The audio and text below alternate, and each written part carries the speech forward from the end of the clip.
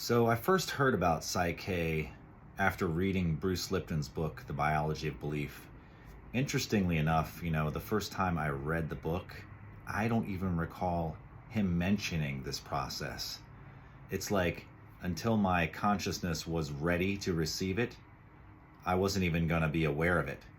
And so it was only after the second time going through the book and I got to the end and he was talking about some of the methodologies that he found were instrumental in helping people rewrite and overwrite the negative subconscious programs and install those beliefs at a deep enough level that they could actually produce massive change.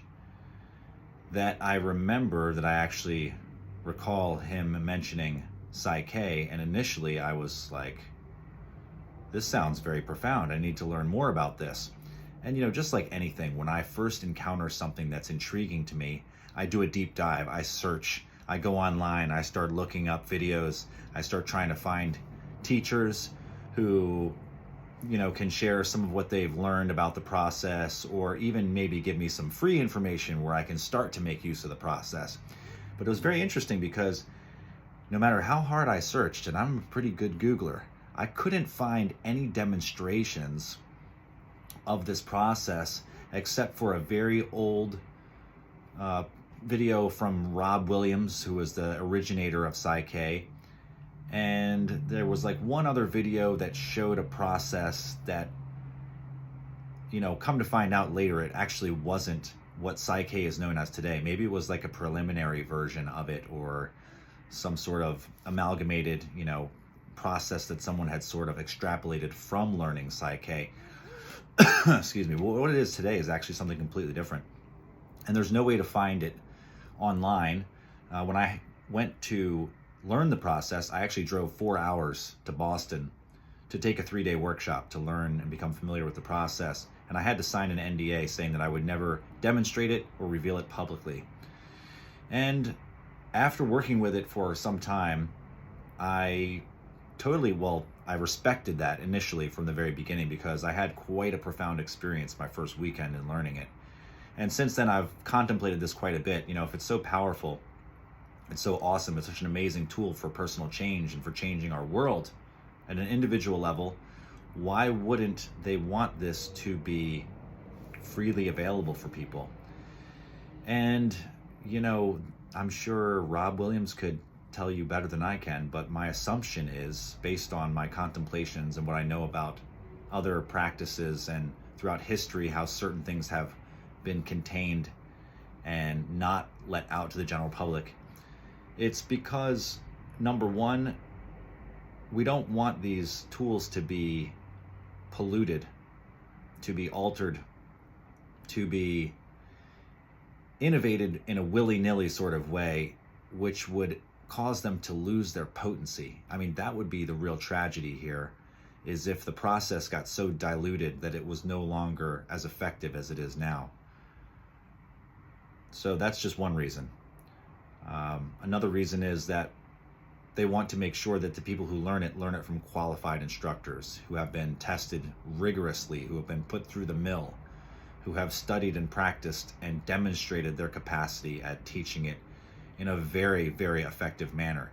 And I can tell you from both of my trainings that I've taken, both the basic workshop and the master facilitators workshop, both of my trainers were highly, highly proficient at both demonstrating, at educating us, and at guiding us to developing the process as well. And they've been there for us as resources as we grow into facilitators ourselves and become more and more proficient at working with our clients and utilizing it.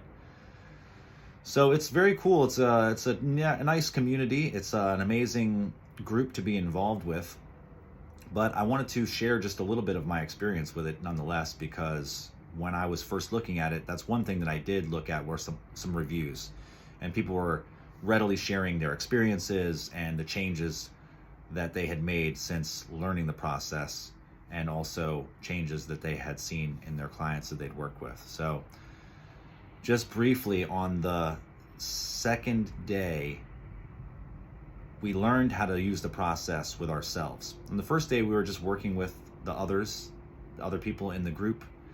other workshop attendees, and we were utilizing the process to help them in a one-on-one sort of fashion. On day 2, we learned the process for actually using it on ourselves, which is tremendously valuable, because it's one thing to hire somebody, to hire a coach, and then to depend on their schedule and to work with them and have to have them there present to help you.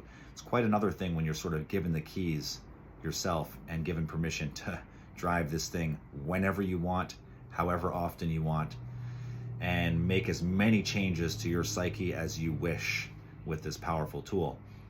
So I did a number of balances, we call them, when we work with the process.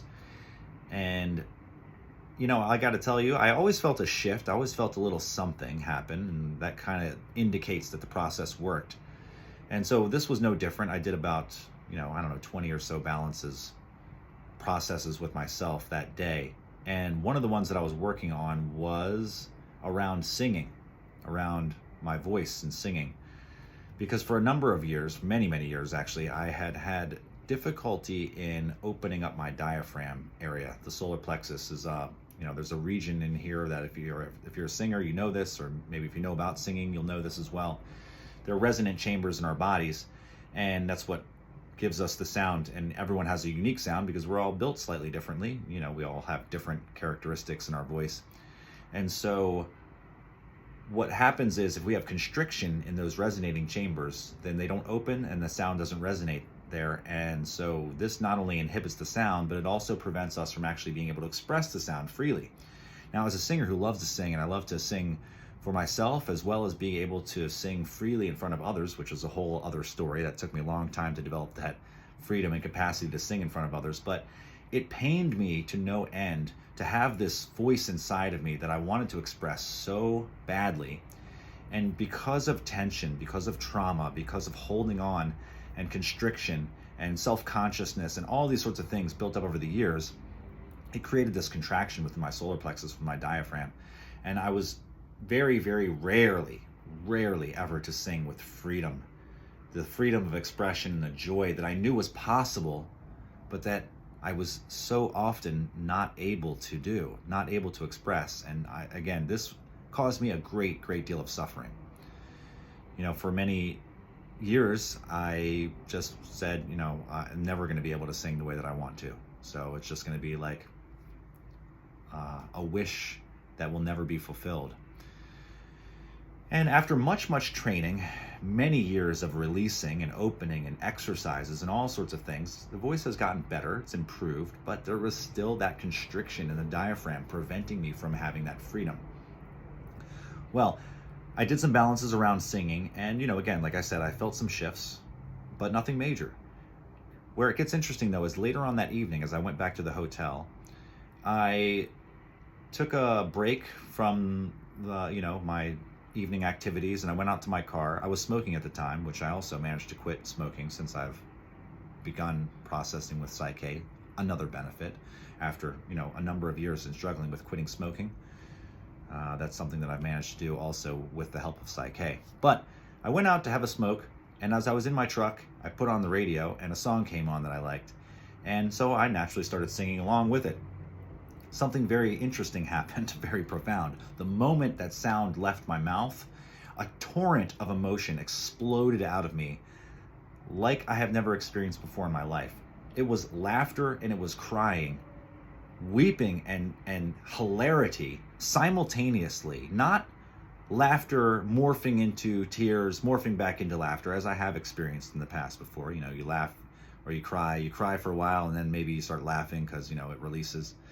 This was both at the same time, and it was so powerful, it was exploding out of me.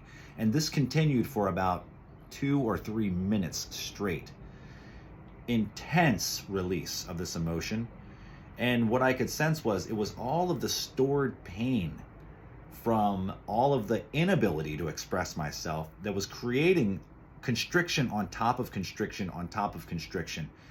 And in that one brief moment of just a few minutes, it exploded out of me, and it created so much space inside that the potential for true freedom in my voice opened up for me. Now, one of the things with Psych-K is sometimes we have an incredible, powerful experience and it just changes us instantly forever. Another times, it opens the door for a possibility, for a new experience. And then we have to do some work in order to sustain or invite fully that experience into our reality. So for me, it was sort of a mix of both. I found that I was able to sing much, much better, much freer, and more resonant, but there would still be constriction from time to time, and I would have to do a number of more balances and more releasing work. But again, it created that possibility for me, that potential. And now I know that that freedom, that joy of singing, of expressing my voice in a way that's uninhibited, that's beautiful, that's resonant, that's full, that's free, that's joyful, is not only possible for me, but it's a reality that I've experienced numerous times since that day, since that fateful evening, my second day of the Psych-K workshop. On that day, I became a believer, 100% in this process. I will never forget it. And the very next day, even before the workshop was over, I had already signed up for the Master Facilitator workshop, which was coming a month later, because that's how much it had impacted me. That's how much I knew that this process was very, very remarkable.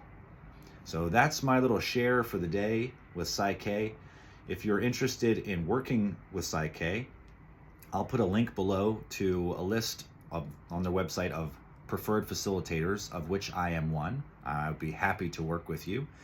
And also, I'm going to be working with my instructor at creating a workshop, most likely in the Mid-Atlantic region, perhaps in Philadelphia area. So keep an eye out for that. I'll put some updates as those plans crystallize. Until then, my friends, much love. Have a beautiful day. Take care of yourselves, and I'll see you on another video.